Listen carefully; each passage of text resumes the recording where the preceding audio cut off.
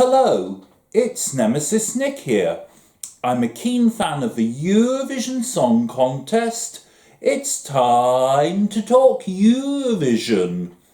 Already more than 2 weeks have passed since the Eurovision Song Contest 2021 Grand Final at the Ahoy, Rotterdam, Netherlands on the 22nd of May 2021. 26 countries performed that night, starting with Cyprus and ending with San Marino. I'm not going to review the grand final performances in this video. However, I intend to watch them again and write about them as part of my blog report. This video is focused more on the voting. Firstly, the jury voting. Most finalists received points as the first 5 sets of jury points were announced, those calling countries being Israel, Poland, San Marino, Albania and Malta. After Malta had finished announcing its jury points, only 5 finalist countries were still on 0, those being the United Kingdom, Spain, Germany, Norway and Netherlands. Estonia, which was the 6th to announce its jury points, was the first country to give no points to any of the countries that were still on 0. Austria, which was 11th to announce its jury points, gave 2 to Germany and 3 to the Netherlands. Once Austria had finished, only 3 countries, the United Kingdom, Spain and Norway, were still on 0. The United Kingdom, which was 12th to announce, gave 2 jury points to Spain, so that got 1 more country off the mark. This left just the UK and Norway on 0. Italy, which was the 13th country to announce its jury points, gave 2 to Norway. That meant that the United Kingdom was now the only country still on 0 points. Thus, Norway was the last country to start receiving points in the jury vote. Once all 39 countries had announced their jury points, the top 5 were Switzerland 267, France 248, Malta 208, Italy 206 and Iceland 198. Bottom of the table was the United Kingdom on 0 points. Yes, that's right, the United Kingdom was the only country still on 0 jury points. It was an unexpected shock seeing the United Kingdom finish last with 0 points in the jury vote. However, as the jury voting progressed from about a third of the way through, it suddenly occurred to me that Embers might struggle to get points from the juries. But because it's quite a catchy song, I thought viewers at home would have wanted to have voted for it, and thus it would get a reasonable score from the public. Once the 39 countries had announced their jury points, there was a pause before the host started announcing the results of the public vote. The United Kingdom was the only country still on 0, and naturally enough, I hoped the UK would get some points in the public vote. Due to the order in which the televote totals were to be announced, the UK, being bottom of the leaderboard, was going to receive its points first, and Switzerland, which was top of the leaderboard, was going to receive its points last. Anyway, and it's hardly surprising that a number of shocks and surprises were to follow. UK 0 points. Thus, the UK didn't get any points from the public either, which was a sad disappointment. This made the UK the first country to finish with a combined score of 0 points in the Eurovision Song Contest Grand Final since the introduction of a two-part voting system in 2016. I felt James Newman didn't deserve 0. Anyway, as far as I'm concerned, he's still a hero. He did the UK proud that night.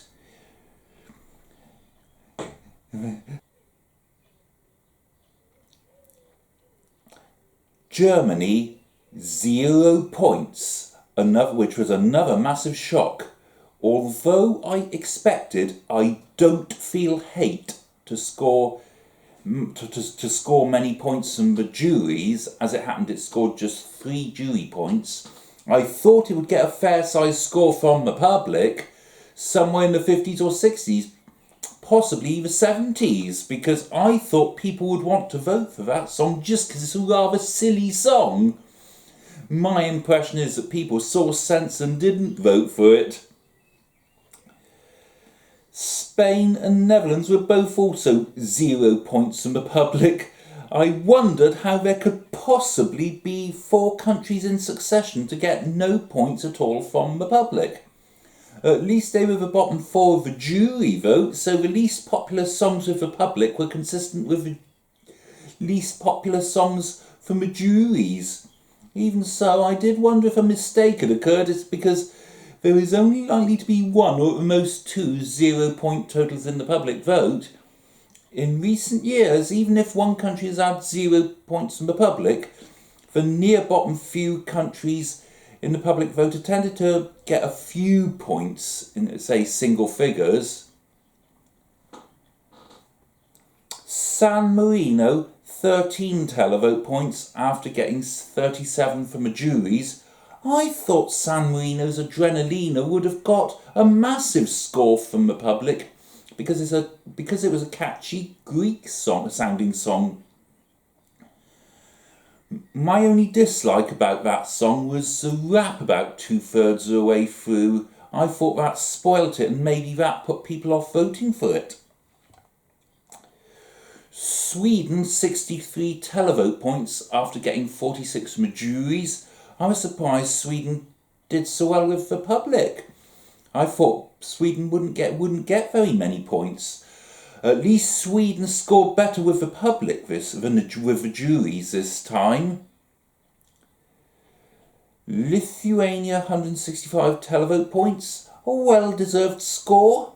People obviously voted for that presumably because their entry this year is so catchy. Their entry was one of 4 that I voted for, and the UK gave its 12 televote points to Lithuania. Belgium, 3 televote points.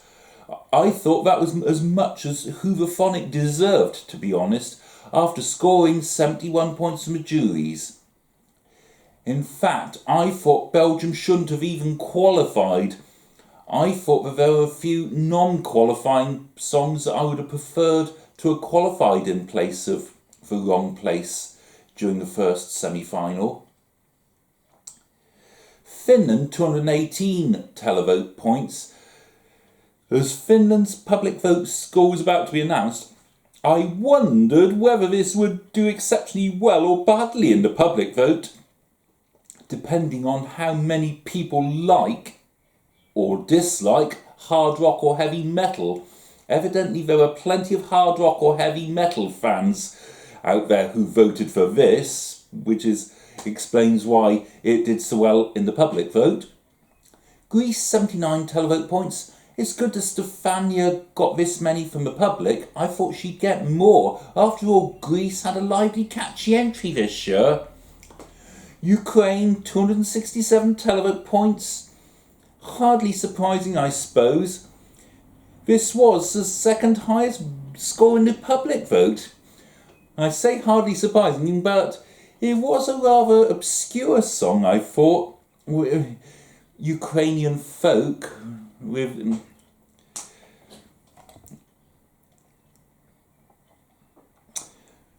Russia 100 points. Well, I'm glad this somewhat obscure entry didn't score any higher with the public. I thought 100 was more than it deserved. But then again, it's one of those unusual songs, I suppose you either like it or you don't.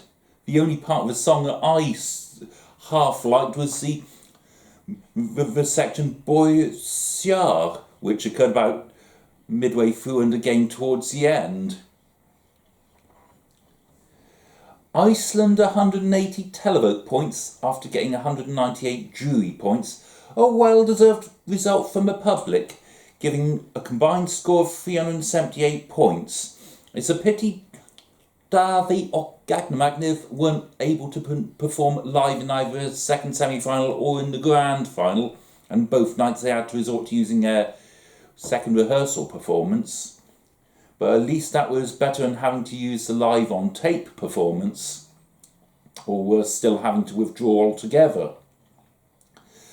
Italy 318 televote points. This was the televote winner after finishing just fourth in the jury vote with 206 points. This led to a winning combined score of 524 points. Well, let's face it, this was the favourite to win, so that's hardly surprising. This just left Malta, France and Switzerland to receive their jury totals. Malta 47 televote points after getting 208, figures 208 jury points. Since 2016, Malta has always had low public vote scores after doing reasonably well with the juries. At least this was Malta's best public vote result since the introduction of a two-part voting system in 2016.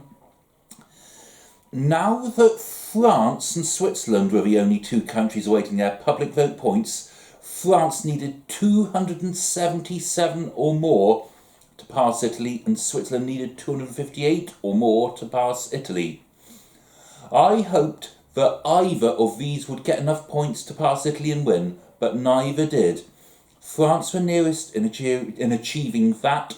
They received 251 points from the public, leading to a combined score of 499 points and second place. Thus, France ended up 25 points behind Italy. And of course, as we know, Switzerland finished third. Congratulations to Måneskin for winning with a combined total of 524 points. Although Ziti I Bjorni is a hard rock heavy metal song, which is not my taste in music, there are plenty of hard rock heavy metal fans out there who enjoy this genre.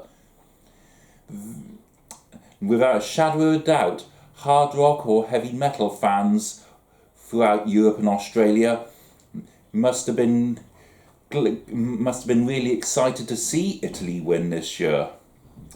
That means Italy has scored its third victory to date. Italy, winners 1964, 1990, 2021. 31 years gap between wins, 1990 to 2021. Well done to the Dutch broadcasters Avro Tros, NOS and NPO for producing the two semi-finals and the grand final. Under the present circumstances, it's something of a miracle that all the artists other than Montaigne were able to travel to Rotterdam, and of those that were there, all except Daði or Gagnamagnith were able to perform their acts live during relevant televised shows. Since then, we've had Eurovision Song Celebration streamed over 2 evenings on YouTube. This showed most of the live on tape performances of the songs that were in this year's Eurovision Song Contest. The first show featured the non-qualifying semi-finalists except Ireland, and the second show featured the songs which were in the grand final except the United Kingdom. Each show ended with a fan recap. Thankfully, there was a snippet of Ireland's entry at the end of the first show and a snippet of Ember's at the end of the second show. There were a few notable differences between the live-on-tape performances and the Rotterdam performances. Russia, Manisha had a different costume at the start of her live-on-tape performance compared to what she wore at the start of her live performances in Rotterdam. Greece, they didn't have the towers on the background screens, unlike Rotterdam. Iceland, they didn't have a background screen with star simulation and 1980s style computer game-like characters on, nor did they have a sea of faces in 1980s quality computer graphics, unlike Rotterdam. By the way, as we all know, Iceland had to use a rehearsal performances in their semi-final and grand final, as they were unable to perform live during the shows. These are the three that I remember most from part 2 on Saturday the 29th of May. I could watch all the live on tape and Rotterdam performances and compare them country by country, but I'm unlikely to do that. I was writing about the songs in the interval acts in the grand final and analysing the voting for the purposes of me writing my 2 blog reports will take me long enough as it is. All in all, the online show were 2 more entertaining shows, an extra bonus on the Friday and Saturday evenings after the Eurovision Song Contest 2021 Grand Final. It's a pity they didn't show the live-on-tape performances of Ireland's entry Maps or the UK's entry Embers. I, for one, would like to have seen those videos so I could have seen how the staging compared to the corresponding live performances in Rotterdam during Eurovision week. And no doubt some other countries, and no doubt Eurovision fans from all over Europe and Australia might also have liked to have seen them. That's all I have to say for this video. What did you think of the jury and televoting results in the grand final? How did you feel about the UK finishing last with a combined total of 0 points and 4 countries in succession scoring 0 points when the public vote results were revealed? Which song would you have liked to have won? Were you happy with Italy winning, or would you have preferred, say, for example, Switzerland, France or some other country to have won? Let me know in the comments below. Also, if you liked this video, remember to hit the like button and remember to subscribe to my channel. Finally, I've enjoyed producing my series of videos since February. I hope you've enjoyed watching them. It'll be a while before I start producing Eurovision related videos again at the start of the 2022 national final season. For now, the Eurovision Song Contest 2021 Grand Final will be on my mind for a while longer as I write my Grand Final review and Grand Final extended voting analysis to post on my blog. That will take a time. Please be patient. As soon as I've written them and posted them on my blog, I'll post links on ESC United forums and various Eurovision groups on Facebook. Watch this space. In the meantime, goodbye, daboch, au revoir, auf Wiedersehen, adios, arrivederci, do widzenia, dar.